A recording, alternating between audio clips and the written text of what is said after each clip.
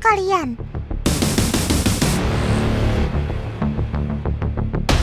Beginilah yang terjadi kalau ada yang mendekati makanan milik beruang lapar. Bisa diajak duel sama sobat totan ini. Dan gak pandang bulu. Kalian itu kan sesama beruang madu. Ayolah, baikan.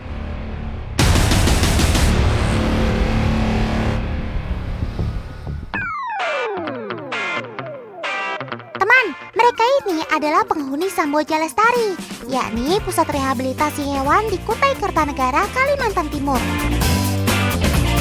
Waktu Otan berkunjung ke sana beberapa tahun lalu, ada sekitar 50 beruang madu yang sedang menjalani masa perawatan. Ngomong-ngomong, ada yang tahu nggak bedanya beruang madu dengan jenis beruang lainnya? Yang pasti sih, beruang madu adalah satu-satunya beruang yang hidup di Indonesia. Nah, karena habitatnya berada di iklim tropis, semua makanan selalu tersedia. Makanya ia jadi satu-satunya beruang yang tidak hibernasi. Si hitam manis ini mendapat predikat beruang terkecil di dunia loh teman. Karena panjang tubuhnya hanya 150 cm dengan bobot tubuh maksimal 80 kg. Meski berukuran kecil, mereka bisa sangat agresif kepada manusia. Jadi hati-hati ya kalau bertemu mereka. Lebih baik kalian ambil langkah 1000 untuk melarikan diri.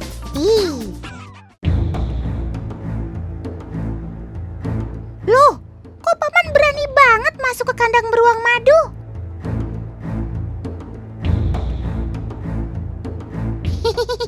Tenang teman, kandang yang satu ini kosong kok. Paman lagi siapin makanan untuk sobat-sobat totan. Memberi makan untuk beruang madu tidak boleh sembarangan loh. Ada teknik khususnya. Pertama, masukkan makanan ke dalam tong. Lalu oles selai pada tong. Taruh juga buah-buahan di atas dahan pohon, kayu, atau di jembatan ban. Tidak lupa, oles juga selai di sekitarnya. Sip!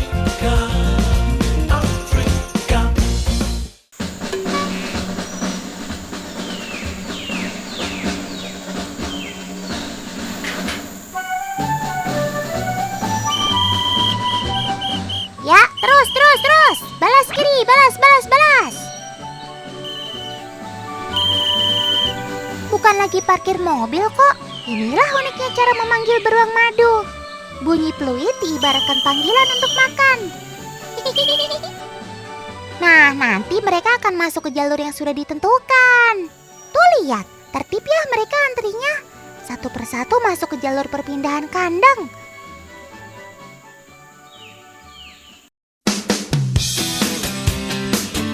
Cara memberi makan yang unik ini bertujuan agar beruang madu tidak merasa bosan teman. Kreativitas dan insting mereka mencari makanan harus terus dilatih. Jangan sampai hilang. Selain itu, makanan disebar agar mereka tidak berkelahi. Karena beruang adalah hewan soliter alias penyendiri.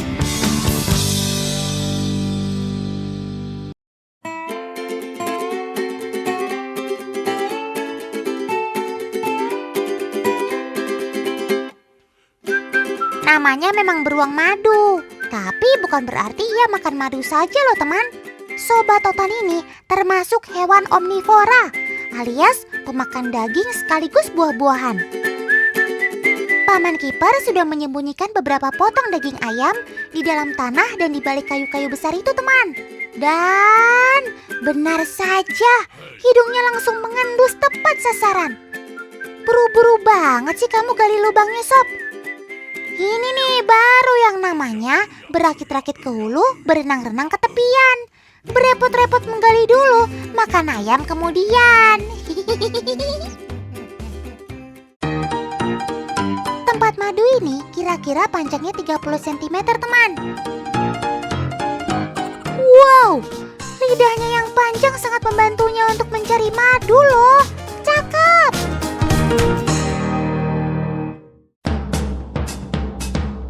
Iya, sobat totan ini termasuk hewan nokturnal alias aktif pada malam hari. Jadi kalau kalau siang begini, biasanya mereka tertidur pulas. Sob, Otan gak salah lihat nih. Kok kakimu cuma ada 3? Walah, ternyata satu kakinya harus diamputasi karena terkena jebakan warga saat memburu babi hutan. Kasihan sekali kamu, Sob. Ancaman kepada beruang madu semakin hari semakin nyata. Populasi mereka bahkan semakin menyusut. Habitat mereka rusak akibat penebangan liar, teman. Makanya, beruang madu berstatus terancam punah.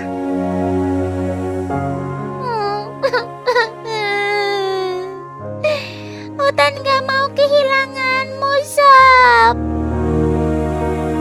Kamu, Otan, dan hewan-hewan lain harus tetap lestari hidup di bumi pertiwi. Bantu kami ya, teman-teman.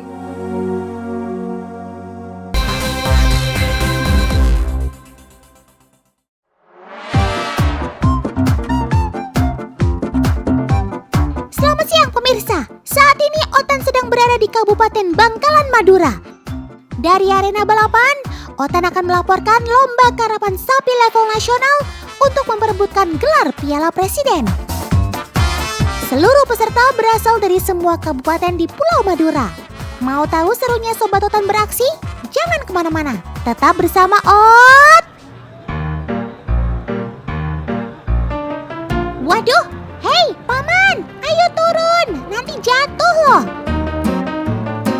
Saking antusiasnya, para penonton sampai ada yang memanjat pohon segala, teman.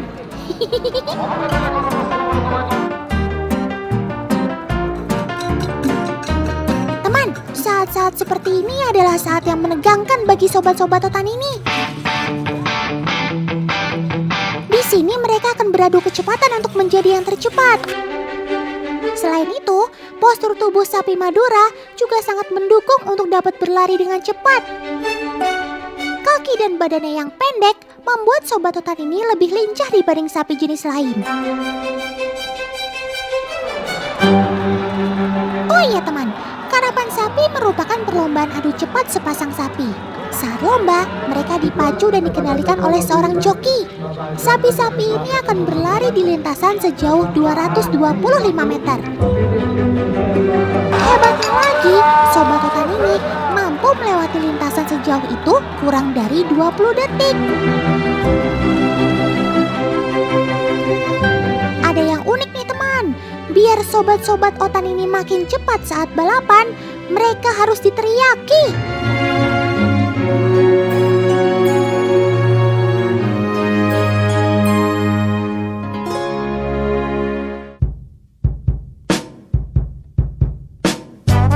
Sebagai sebuah tradisi, karapan sapi adalah bentuk rasa syukur, sehingga tidak melulu tentang kompetisi. Karena dalam tradisi ini juga tersimpan semangat silaturahmi dan kebersamaan.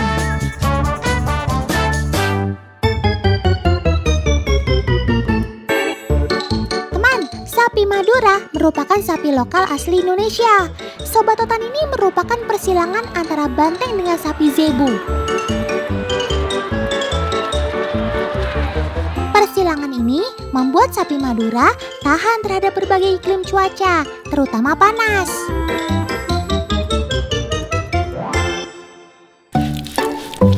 Wih, udah kinclong lagi ya sob habis mandi.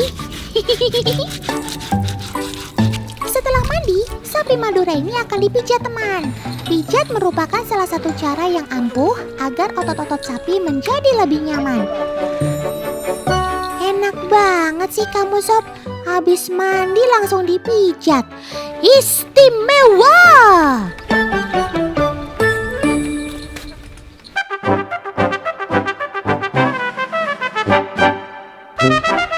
Teman, indera pendengaran Sobat Otan ini sangat sensitif. Bahkan jauh lebih sensitif dibandingkan manusia. Untuk membuktikannya, Otan akan melakukan percobaan nih. Kali ini, Kak Sensa membawa sebuah kaleng yang diisi oleh kelereng. Ayo Kak, coba bunyikan kalengnya tepat di depan wajah si sapi. Lihat teman, terlihat panik dan tidak bisa diatur.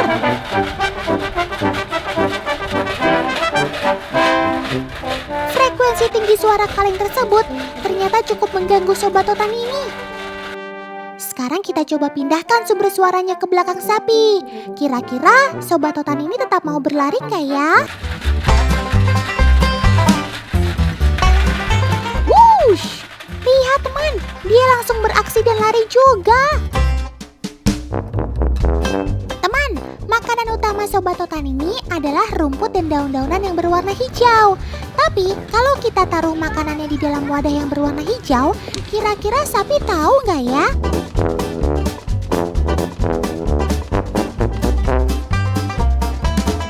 Loh, Sob, kamu kok malah pergi sih? Walah, ternyata sapi tidak mengenal warna hijau, teman. Mereka hanya bisa melihat warna oranye dan merah.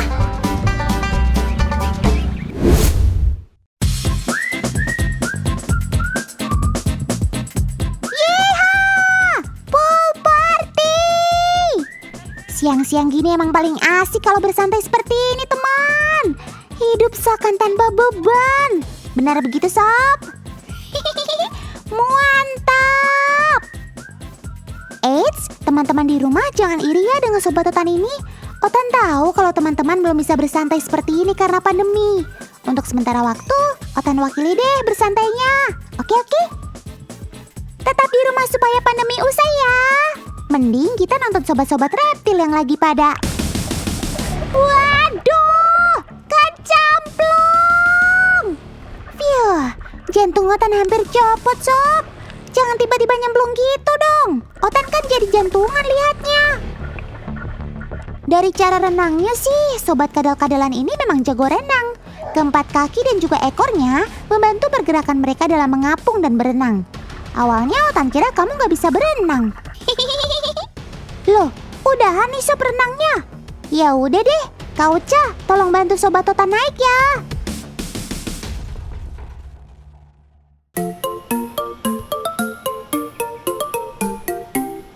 Ya ampun, Otan sampai lupa. Dari tadi keasikan ngobrol, tapi belum mengenalin Sobat Totan ini ke teman-teman di rumah. Kenalin nih, mereka ini adalah naga berjanggut. Loh, kok gak percaya sih? Otan serius nih. Dalam bahasa Inggris, sobat reptil ini disebut sebagai bearded dragon. Di Indonesia, kerap dikenal sebagai naga berjanggut atau kadal berjanggut. Ciri khas utama mereka adalah mereka memiliki janggut seperti ini.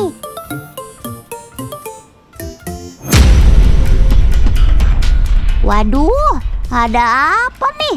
Otan yakin banget ada masalah yang terjadi di antara mereka berdua. Roman-romannya mereka mau berkelahi nih. Jika janggut mereka membesar dan warnanya menghitam, itu tandanya mereka sedang naik pitam. Mereka berharap janggut yang membesar akan menakuti lawannya. Sebagai hewan teritorial, dua pejantan dewasa ini nggak akan bisa akur. Mereka akan berusaha untuk mempertahankan wilayahnya dengan cara berantem. Kepala yang naik turun adalah ajakan untuk bertarung. Jangan dong Sob, udah, diam aja. Sekali-kali damai gitu.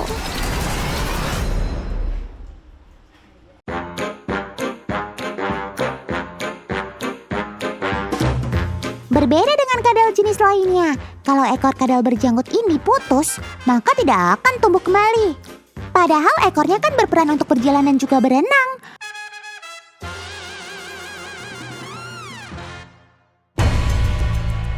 Makanya ketika berantem seperti ini, mereka akan saling menyerang ekor lawannya.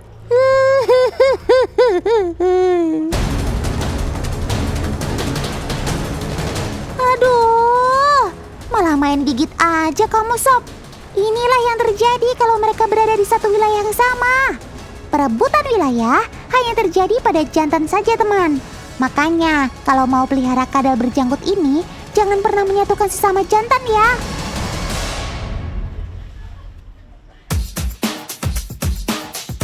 Ngomong-ngomong soal janggut, manusia kan juga punya janggut.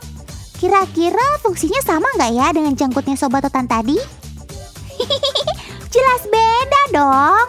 Janggut pada manusia bukan digunakan untuk menakuti lawan. Bukan cuma supaya tambah ganteng. Menurut penelitian, janggut berguna untuk kesehatan kulit. Janggut dapat menjadi lapisan antibakteri yang dapat mencegah penyakit. Janggut juga bisa menjadi penyaring debu di antara hidung dan mulut. Jadi dapat mencegah alergi deh. Pantas saja beberapa artis di Indonesia suka menumbuhkan janggut ya. Ternyata banyak manfaatnya toh.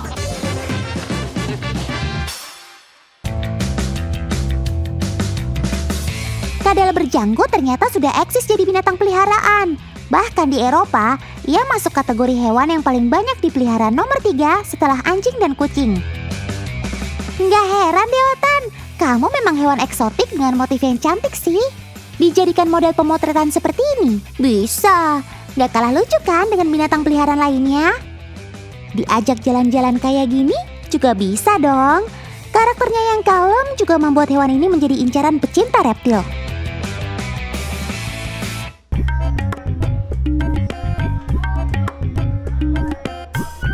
Hayo, siapa yang dari tadi memperhatikan duri-duri di sekujur tubuh kadal berjanggut ini? Sebenarnya duri-duri mereka tajam gak sih? Kok bisa-bisanya sih sobat asal Australia ini jadi salah satu binatang terfavorit? Memangnya nggak tajam ya durinya? Kauca sudah siap dengan balon merah mudanya nih. Mari kita coba, akan meletus nggak ya? Permisi ya sob, maaf nih mengganggu kenyamanannya. Tuh kan, walau terlihat tajam, tapi ternyata duri-duri ini tidak berbahaya kok. Tidak akan melukai lawannya. Kelihatannya aja tajam, padahal lembut, kayak hati Otan.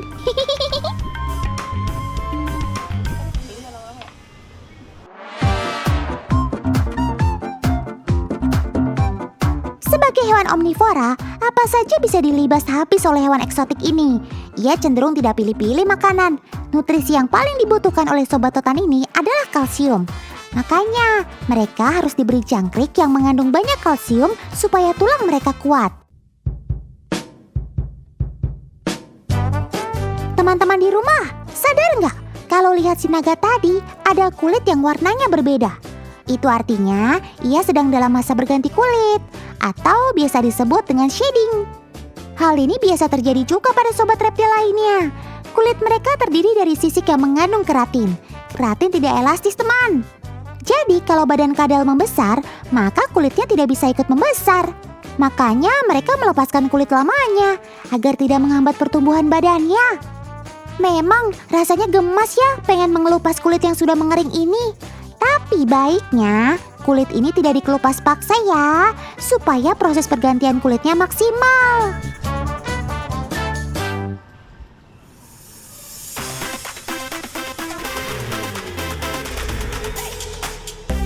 Ada yang bilang kadal berjanggut ini bisa berganti-ganti warna. Memangnya iya sob? Coba dong Otan mau lihat. Oh iya, lama-kelamaan tubuhmu muncul warna hitamnya. Ketika diterpa sinar matahari, kulitnya justru menjadi gelap. Tapi ketika tidak ada hangat matahari, justru warna kulitnya menjadi terang. Jangan membayangkan mereka akan berubah warna sedrastis bunglon ya. Namanya juga hewan yang berdarah dingin. Ia tidak dapat menciptakan panas sendiri. Jadi, ia membutuhkan matahari untuk menghangatkan dirinya. Tapi kalau sudah mangap seperti ini, tandanya ia sudah cukup mendapatkan panas dan melepaskan panas lewat mulutnya. Ayo, kalau sudah selesai berjemur, segera berteduh. Astaga! Siapa lagi nih yang naruh 2 kadal berjanggut ini? Kan Otan udah bilang jangan menyatukan sesama jantan. Nanti berantem lagi loh. Sebentar, kalau Otan lihat-lihat, salah satu dari mereka nggak punya janggut ya? Walah, itu sih si betina. Betina memang tidak memiliki janggut teman, sama kayak manusia ya. Kalau tadi kan janggut berubah warna dan membesar karena sedang mau menyerang. Kalau yang ini sedang menarik lawan jenisnya. Cie.